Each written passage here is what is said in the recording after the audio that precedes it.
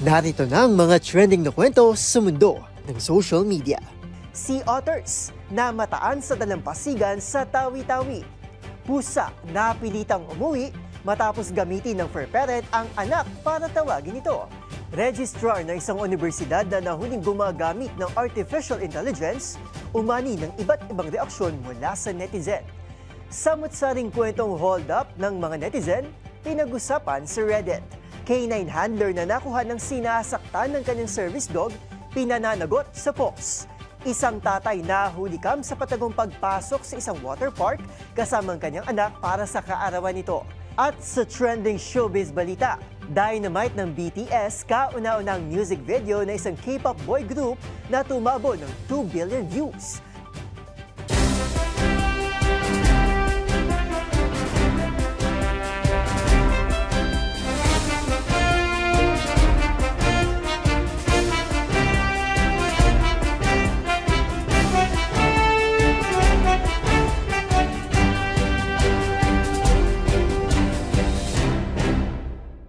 Iba't ibang mga nagva-viral na kwento na naman ang ating pag-uusapan. Mga trending sa social media na tiyak hindi lang nakakaaliw kundi maring kapulutan din na aral at kuminsan ay makabagbag damdamin din.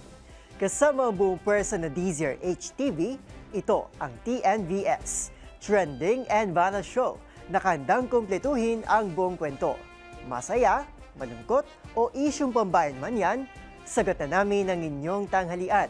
Ako po ang inyong lingkod, Arnold Herrera ng DZRH TV. Una sa Pilipinas, una sa Pilipino.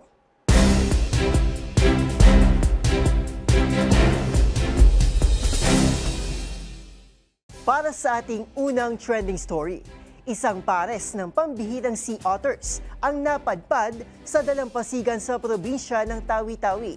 Ang cute na sea otters ay tila komportable pang lumalangoy kahit palapitan ito ng mga nagpapatol.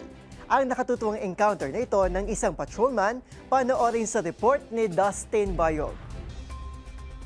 Tila masaya at komportableng lumalangoy na nakuha na ng dalawang sea otters na ito sa baybayin ng Taganak Turtle Island sa Tawi-Tawi. Sa bidyong kuha ni Patrolman Mariben Khan ng PNP 1st Special Operations Unit, makikita lumalangoy at tila hindi takot sa mga tao ang mga naturang hayop dagat. Ayon kay Khan, madalas sila magpakain ng isda sa lugar at magpahinga sa paligid ng pantalan. Ibinahagi rin niya na hindi na ito ang unang beses na may napadpad na sea otters sa baybayin na pinaniniwalaan nila ng galing pa mula sa bansang Malaysia. Sa katunayan, dati raw ay 3 sea otters ang namamataan sa lugar, subalit 2 na lamang napapansin nitong mga nakarang araw. Samantala, paalala ng otoridad sa publiko at mga residente sa lugar na huwag saktan ang mga nasabing protected species sa tuwing sila ay napapadpad sa baybayin. Para sa DZRH TV, ito si Dustin Bayog. Una sa Pilipinas, una sa Pilipino.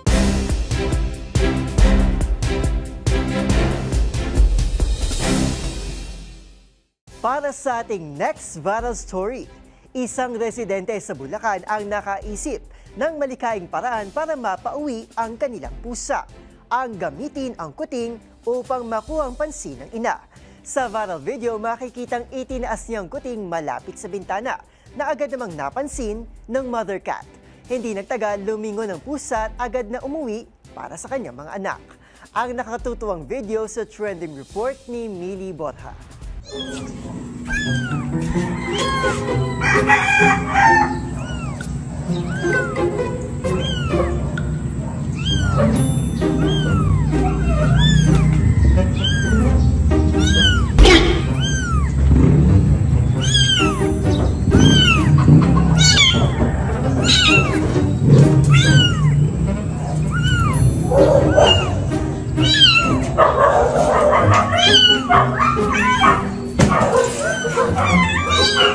Isang residente sa Bulacan ang nakapagpauwi ng kanilang mother cat sa pamamagitan ng paggamit ng isang kuting upang makuha ang pansin nito. Sa video na in-upload ni Aisha Nicole Kaayaw, makikita itong hawak ang isang kuting at itinaas ito malapit sa bintana upang makita ng inang pusa na si Tofi Copperclaw, isang Persian Siamese. Agad namang napansin ni Tofi ang pag-iyak ng anak, lumingon at tumalon sa bintana upang balikan ang kuting. Ayon kay Kaayaw, hindi umuwi si Tofi mula pa noong umaga at gutom na aniya ang kanyang mga anak. Ilang beses na raw nitong tinawag ang fur baby, ngunit hindi ito sumasagot. Kaya naisipan niyang gamitin ang anak na kuting na mukha namang effective. Si Tofi ay inampon ni Kaayaw at ng kanyang kasintahan na si Joshua mula sa kanilang kapitbahay. At kamakailan lamang, nanganak ito ng 3 kuting at madalas umanong namamasyal sa paligid. Marami ring netizens ang natawa sa nangyari at nag-iwan ng mga komento. Hirit ng isa, tila sinasabi raw ng mother cat sa fur parent na problema nila ito at huwag idamay ang bata. Ang isa naman, sinabing ganito raw ang point of view kapag gusto mong gumala pero naalala mong nanay ka na pala. Pero nilinaw ni Kaayaw sa huli na maaasahan naman talaga si Tofi sa pag-aalaga ng mga anak nito. Para sa DZRH TV, ito si Mili Borja, una sa Pilipinas, una sa Pilipino.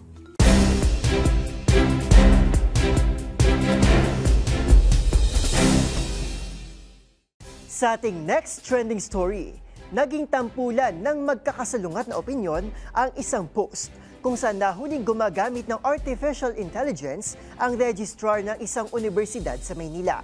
Ang ilan, nabahala habang mayroon din namang dinipensahan ng paggamit nito. Pero may isa ring paksa na lumitaw patungkol sa maaaring dahilan kung bakit nauuwi sa ganitong mga practice ang mga empleyado. Ano kaya ito? Alamin sa report ni Rose Babiera. Simula nang pumasok ang artificial intelligence sa buhay ng tao, hindi na natapos ang mga debate ukol sa benepisyo laban sa banta nito. Bagamat nakakatulong talaga at napapadali ang ilang gawain ng ilang individual sa mga piling propesyon, may ilang institusyon na tutol sa paggamit nito gaya na lamang ng edukasyon. Napipigilan kasi nito ang proseso ng pagkatuto dahil sa halip na makapag-isip ng malalim ang mga estudyante, ay diretsahan na nitong binibigay ang sagot sa mga mag-aaral.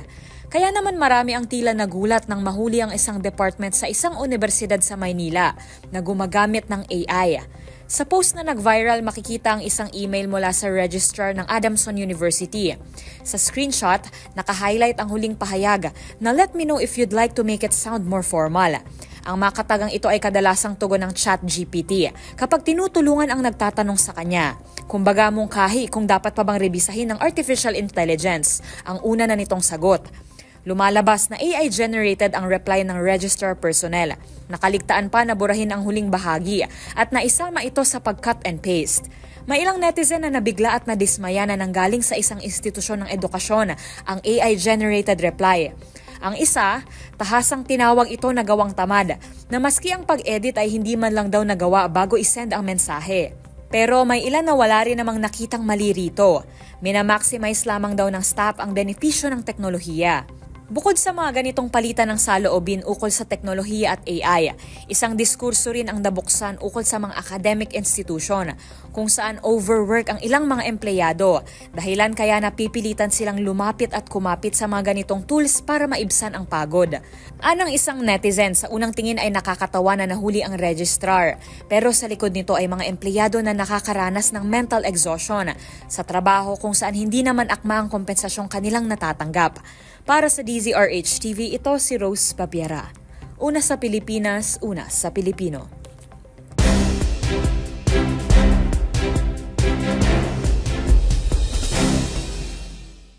Sa ating sunod na istorya, kalbaryo para sa marami nating kababayan ang malapagong nadaloy ng trapiko na madalas pang sabayan ng kaliwat kanang aberya sa pampublikong transportasyon.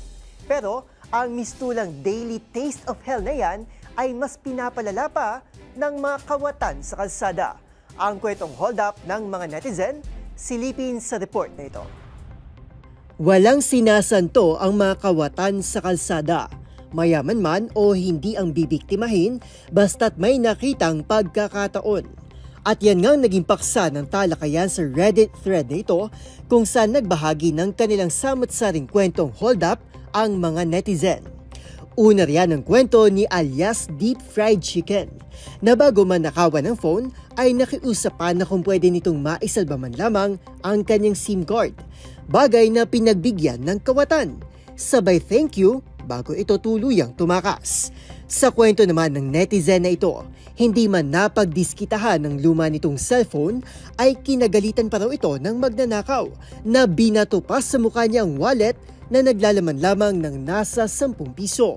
Tila nonchalant naman si alias Fishing RR101 na walang kamalay-malay na may holdapan na palang nagaganap sa sinasakyan niyang bus at kahit tinutukan pa ng patalim ay wapakels. Ang ending, hindi na siya tuluyang hinold up. Sa kwento naman ng katrabaho ni alias D0007 na iligtas daw nito ang kanyang katatanggap lamang na 13th month pay matapos magpanggap na kawatan, sabay pa simpleng baba ng jeep na para bang walang nangyari. Meron din naman tinutukan ng kutsilyo at sa halip na cellphone lamang ang ibigay at dala ng taranta ay aksidente ring naiabot bilang freebie ang kanyang wallet. Sa datos ng National Capital Region Police Office o NCRPO mula Nobyembre 2024 hanggang Abril 2025, nakapagtala ito ng 22.53% na pagbaba sa crime rate sa Metro Manila, kabilang ang robbery na bumaba ng 16.47%. Para sa DZRH TV, ito si Arnold Herrera. Una sa Pilipinas, una sa Pilipino.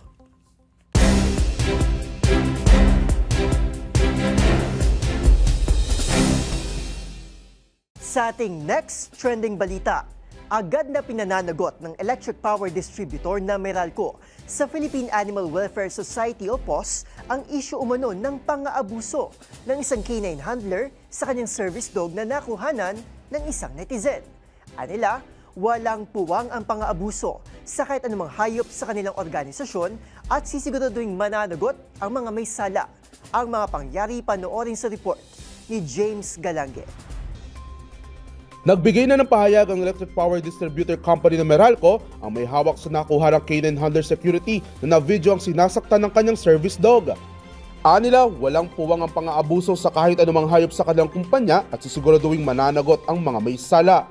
Sa post kasi ng netizen na si Nicole Andrea, nakitang sinasaktan nito ang canine dog kung saan sa pamamagitan ng marahas na paghawak sa collar upang hilahin pataas ay nasasakal nito ang aso at mapilitang bitawan ng kagat-kagat nitong bola. Kwento ni Nicole, noong unay akala nito ay naglalaro lamang ang dalawa, ngunit ito na ang mga sumunod na nangyari.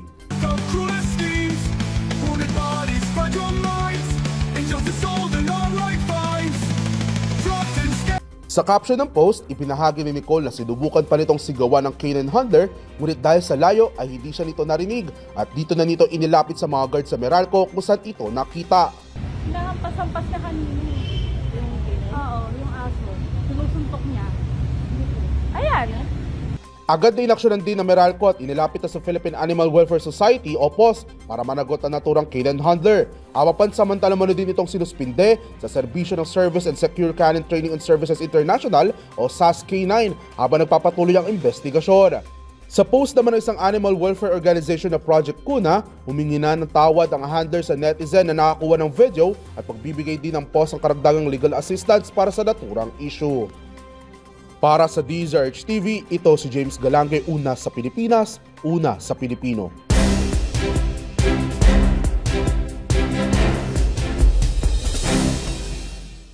Sa susunod na trending balita, maraming netizens ang naantig at natuwa sa isang tatay na ito sa bansang Russia. Nahulikam kasi ito na patagong pumasok ng gabi sa isang water park kasama ang kanyang anak para bigyan ito ng isang memorable 11th birthday. Ang tagpong yan, umani ng samut-saring reaksyon at agad na nag-viral. Ang buong kwento sa report ni Rovic Manuel. Hinangaan at kinaaliwan ng netizens ang ginawa ng isang tatay na ito para mabigyan ng isang hindi malilimutang experience ang kaniyang anak sa kaarawan nito. Nahulikam kasi sa CCTV footage ng isang water park sa Russia ang patagong pagpasok ng isang lalaki 10 oras ng gabi. Sa video, makikita ang pagpasok ng dalawang lalaki na walang suot na damit. Ang tatay kasama ang kanyang 11-year-old na anak na mabilis na tumakbo patungong swimming pool para magtampisaw.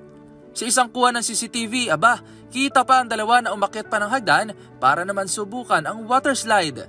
Ayon sa isang foreign media report, nangyari ang nahulikam na tagpong yan bandang 11 o'clock ng gabi nitong August 26 sa isang water park sa Khabarovsk, Russia. Planado umano ng naturang lalaki ang pagpasok na natukoy na empleyado rin pala doon. Ayon sa CEO ng water park, patago umanong dinala ng tatay ang kanyang anak para mabigyan nito ng kakaiba at hindi malilimutang experience sa kanyang 11th birthday.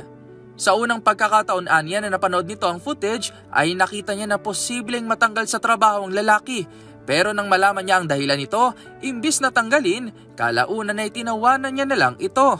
Samot-saring comments naman ang pagsuporta sa pamunuan ng water park ang bumuhos dahil sa hindi nito pagsasante sa tatay. Ang ilan naman, #proud at hinangaan ng risk na ginawa ng tatay para sa kanyang anak para lang mapasaya ito na anila. For sure daw ay hindi ito malilimutan ng kanyang anak.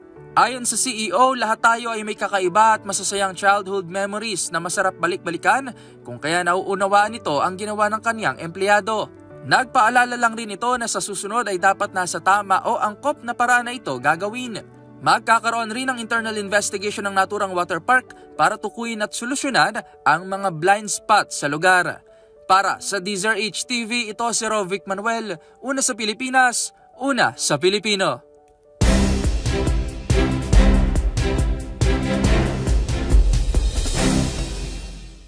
At para sa ating trending showbiz balita, attention, ARMYs! Panibagong recording-breaking achievement na naman ang nakamit ng global supergroup na BTS. And this time, para sa kanilang 2020 hit song na Dynamite. Ang mga detalye ihahatid ni Showbiz Angel. Special thanks to ARMYs all over the world dahil makalipas ang 5 taon mula nang inilabas ng BTS ang Dynamite, tumabo na ito ng 2 bilyong views. First time para sa isang MV ng isang K-pop boy group. Ito ang most viewed music video sa YouTube channel ng Hybe Labels na sinundan ng Boy With Love na mayroong 1.8 billion views. Nagdiwang naman ang ARMY sa comment section ng naturang video na proud na maging bahagi ng record-breaking achievement na ito. Eksaktong August 21, taong 2020 nang in-upload ang official music video ng Dynamite na siyang kauna-unahang all-English language song ng OT7. Magunita na last June, nagdiwang ang BTS ng kanilang 12th debut anniversary. At sa March 2026, inaasahan ang much-awaited full group comeback ng Bangtan Boys. Para sa DZRH TV, ito po ang inyong Showbiz Angel. Una sa Pilipinas, una sa Pilipino.